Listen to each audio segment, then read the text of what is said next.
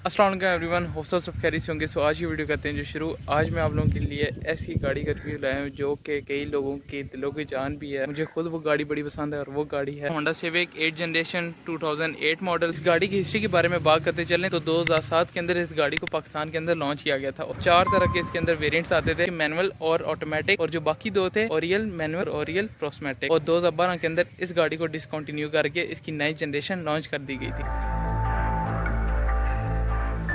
Profile की तरफ आप देखते चलें कि इसका जो हुड है वो भी साइज़ में छोटा है, कितना प्यारा इंटीग्रेट हो रहा है इसकी लाइट्स और फेंडर्स और बम्पर के साथ। ये वाला जो सेक्शन है ये वैसे एज अ फेक बनाया गया है डिज़ाइनिंग के लिए, लेकिन अगर बात करें हम लोग हाई बीम के लिए तो ये वाला सेक्शन है लाइट का, साथ में लो बीम, और ये वाला रहा पार्किंग के लिए, और यहाँ पे इंडिकेटर्स का ऑप्शन मिल जाता है। खूबसूरत से यहाँ पे ग्रिल दी गई है जो कि क्रोम फिनिश में है। ग्रिल के अंदर इंटीग्रेटेड होंडा की बैजिंग दी गई है। ये वाले जो फॉग लैंप्स है ये ओरियल में आते थे, बेशक वो मैनुअल हो जाए या ऑटो हो जाए। बम्पर के साथ में ये जो आप किट देख रहे हैं ये आफ्टर मार्केट इसके अंदर इंस्टॉल कराई गई है। ये वाली जो रिम्स हैं जो कि 15 इंच में, फ्रंट और बैक पे हमें सॉलिड डिस्क ब्रेक दी गई है, और इस गाड़ी के अंदर हमें ABS भी मिलता है। डोर माउंटेड ही मिरर्स मिल जाते हैं जो कि रिट्रैक्टेबल साथ में एडजस्टेबल भी हैं। डोर हैंडल्स यहाँ पे बॉडी कलर में मिल जाते हैं, लेकिन ये जो आपको क्रोम के नजर आ रहे हैं ये भी आफ्टर मार्केट इसके अंदर इंस्टॉल कराए गए हैं। ये देख सकते हैं आप डिफरेंस, इसके ऊपर ये कवर इंस्टॉल कराया गया है क्रोम का। साथ में आपको बताता चलूँ इस मिरर्स के बारे में, ये टिंट कराए गए हैं आफ्टर मार्केट ही। ये जो आपको रेन वाइजर्स भी नजर आ रहे हैं ये भी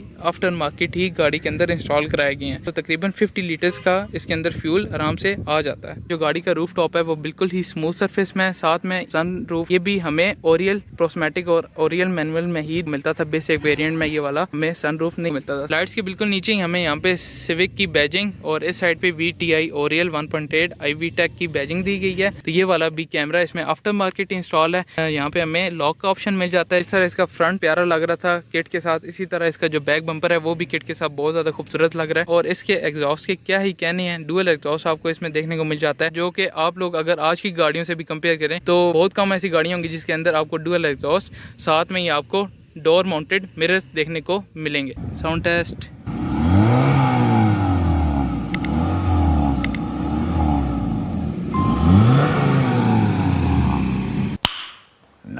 ये भाई ऑनर है इस गाड़ी के, ज़बरदस्त। इसका ट्रंक है वो भी काफ़ी ज़्यादा इस तरह वाइड है, आप 2 सूट केस तो आराम से यहाँ पे रख सकते हैं। पे टूल किट और साथ में 15 इंच की स्टेपनी देखने को मिल जाती है। यहाँ पे हमें कोई इस तरह मॉडलिंग को नहीं मिलती, होंडा को देनी चाहिए थी, इतनी खूबसूरत उन्होंने गाड़ी बनाई है, लेकिन फिर भी जो फिनिशिंग है वो अच्छी है। कुछ इस तरह की आपको इसमें को मिल जाती है, जो कि इमोबिलाइजर भी इसके अंदर इंस्टॉल है। साइड डोर के जो इसके कार्ड्स हैं, ये वाला जो मटेरियल है ये नरम है, मतलब कि हार्ड प्लास्टिक के अंदर बिल्कुल नहीं है। इसके हैंडल्स हैं काफ़ी स्पोर्टी सी लुक में है, साथ में इसका लॉक। और ये मैं आपको बता रहा था जो इसके मिरर्स हैं वो यहाँ से आप लोग अंदर से एडजस्ट भी कर सकते हैं और रिट्रैक्टेबल भी हैं। तो इसके जितने भी डोर्स हैं वो सारे ऑटोमेटिक पावर विंडोज़ के साथ आते हैं। बहुत ही खूबसूरत इसका डैशबोर्ड है, ऐसा लगता है जिस तरह कि आप लोग एरोप्लेन में बैठ गए हैं और उसका कॉकपिट आपको सामने नजर आ रहा है। एयर बैंड के बिल्कुल नीचे ही हमें यहाँ पे रिसेट की ऑप्शन मिल जाती है। ये वाले जो सारी सेटिंग है वो मीटर की है, इसे हम लोग ब्राइटनेस अपनी सेट कर सकते हैं इन मीटर्स की। इसमें फ्रंट पे आपको 2 एयर बैग मिल जाते हैं। आपको बताता चलूँ इसके अपर वेरिएंट्स में भी आपको कोई यहाँ पे मल्टीमीडिया स्टीयरिंग आपको देखने को नहीं मिलता, और ये वाला जो स्टीयरिंग है ये टेलीस्कोपिक भी है और आप लोग इसे एडजस्ट कर सकते हैं। सामने आपको ये स्पीड शो हो रही होगी, यहाँ पे आपको हीट की गेज और फ्यूल शो कर रहा होगा। अगर आप लोग यहाँ से गियर सेट करते हैं तो यहाँ से वो भी शो कर देगा। अभी ये गाड़ी पार्किंग पे खड़ी है तो ये रेड लाइट आपको शो कर रही है कि गाड़ी पार्किंग में है। बिल्कुल RPM मीटर के नीचे स्क्रीन नजर आ रही है।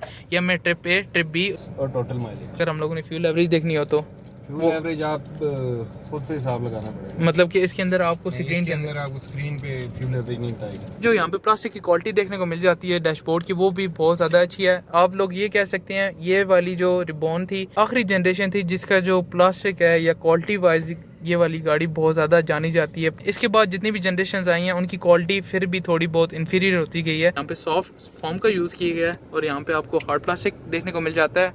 आप लोग देख सकते हैं कितनी पुरानी गाड़ी है, 2008 का मॉडल है, लेकिन फिर भी अपनी शाइन बरकरार रखते हुए अभी भी आपको सारा शौक आ रही है। ये वाला जो मल्टीमीडिया है ये इसके अंदर बाद में इंस्टॉल किया गया है। 2007 से 2012 तक इसके अंदर बस अगर चेंजिंग की गई थी इंटीरियर के अंदर तो सिर्फ इसी की चेंजिंग की गई थी। इसके अंदर CD आता था, बाद में फिर ब्लूटूथ दे दिया गया था, लेकिन LED की बात की जाए LCD वगैरह की तो वो इसमें नहीं दी जाती थी। जो AC है वो एनालॉग दिया गया है दोनों तरफ। आप लोग यहाँ से अपना टेम्परेचर सेट कर सकते हैं और यहाँ पे हमें फ़ैन की स्पीड दी गई है, हैज़र्ड का बटन और साथ में क्लाइमेट के बटन्स दिए गए हैं। फ़ैन की जो स्पीड है वो बिल्कुल मिडिल में, लेकिन फिर भी इसकी जो कूलिंग है, आपको भाई सही कूलिंग आ रही है।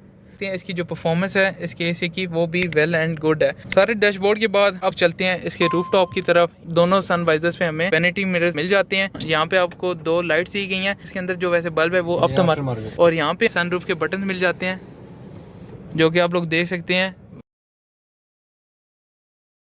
अगर इसको आप लोगों ने इंगेज करना तो आप लोग करेंगे क्या, इसे आप लोग ऊपर प्रेस करेंगे और बैक यहाँ से करेंगे तो ये वाला जो सनरूफ है ये ओपन हो जाएगा। लाइट्स की भी बात करते चलें, 2 यहाँ फ्रंट पे हैं, दोनों डोर्स पे और एक सेंटर में। अब बात करते हैं हम लोग इसकी ट्रांसमिशन की। CVT-i इसके अंदर ट्रांसमिशन मिल जाता है और ये ऑटोमेटिक ट्रांसमिशन है। और ट्रांसमिशन के अंदर ये वाले सारे गियर मिल जाते हैं।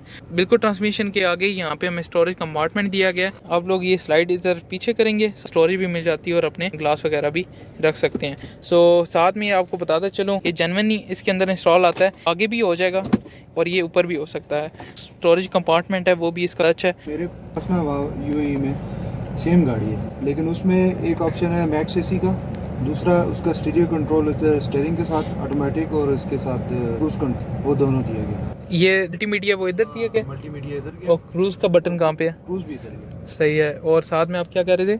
और इधर जो एसी है ना, हाँ जी, नॉर्मल एसी है। अच्छा, वहाँ पर चूंकि टेम्परेचर ज़्यादा होता है, वो उस पर गाड़ियाँ जो बन के आती हैं वो उसके लिए हाई टेम्परेचर के लिए, तो उसमें एक मैक्स एसी का भी ऑप्शन है। ये जो भाई बता रहे हैं वेरिएंट वो पाकिस्तान के अंदर नहीं आता था, लेकिन जो 4 वेरिएंट आते थे वो मैंने आपको वीडियो के स्टार्ट में बता दिए थे। पाकिस्तान के अंदर आपको ये फैसिलिटी नहीं दी जाती थी मल्टीमीडिया की और साथ में मैक्स एसी वगैरह की। ये भी यहाँ पे स्टोरेज दी गई है और 12 वाट की सॉकेट मिल जाती है। यहाँ पे वैसे लाइटर होता है और भाई ने यहाँ पे अपना चार्जिंग के लिए यहाँ पे पोर्ट्स लगाए हुए हैं। छोटी छोटी चीज़ें आप वहाँ पर रख सकते हैं, कीज रख सकते हैं। सही, स्टोरेज ऑप्शन आपके बहुत दरवाजे में, इधर पिछले दरवाजे में भी है, 2 3 4 5 अच्छे भी हैं, बैक सीट्स के साथ हैं। इसमें काफ़ी ज़्यादा आप लोग इस सीट को इंक्लाइन फॉरवर्ड बैक भी कर सकते हैं, साथ में ये हाइट एडजस्टेबल भी हैं। अब हम लोग चलते हैं गाड़ी की बैक सीट पे। मैंने जो सीट है वो बिल्कुल फुल पीछे कर दी थी, तो मेरी जो हाइट है तकरीबन है 5'9". आप लोग देख सकते हैं कि फिर भी यहाँ पे थोड़ी सी जगह मिल जाती है। तो हारिस भाई की जो हाइट है तकरीबन 6 स्टिल कंफर्टेबल। हेड रूम भी तकरीबन सही है, मतलब कि तंग आपको नहीं करेगा, बिल्कुल भी नहीं कर। आर्म रेस्ट बैक सीट पे भी दिया गया है जिसके अंदर ग्लास होल्डर भी को मिल जाते हैं। ये जो बैक स्पीकर हैं ये, और जो फ्रंट पे जो स्पीकर आते थे वो भी ओरिजिनली कंपनी फिटेड ही मिल जाते थे इस गाड़ी में। अगर इंजन की बात करते चलें, ये SOSC का iVTEC जो कि 16 वोल्ट 4 सिलेंडर इंजन है। 140 की हॉर्स पावर आपको इस इंजन में तो मिल जाती है। साथ में अगर इस गाड़ी की टॉर्क की बात की जाए तो तकरीबन 174 Nm की टॉर्क हमें ये वाला इंजन आराम से जनरेट करके देता है। सबसे लास्ट में हम लोग बात करते चलें गाड़ी की ग्राउंड क्लियरेंस की। 134 mm की इसकी ग्राउंड क्लियरेंस मिल जाती है। स्पोर्टी लुक होने की वजह से गाड़ी बिल्कुल डाउन है, डाउन फोर्स भी इसके ऊपर बहुत अच्छी अप्लाई होती है। इसी वजह से गाड़ी की जो स्टेबिलिटी है वो भी ज़्यादा अच्छी है। होप सो आज का ये वाला रिव्यू आप लोगों को पसंद आया होगा। अगर वीडियो पसंद आई हो तो लाजमी चैनल को सब्सक्राइब और वीडियो को लाइक कीजिएगा। अपना बहुत सारा ख्याल रखिएगा, दुआओं में याद रखिएगा। बहुत सारा प्यार। अल्लाह हाफिज़।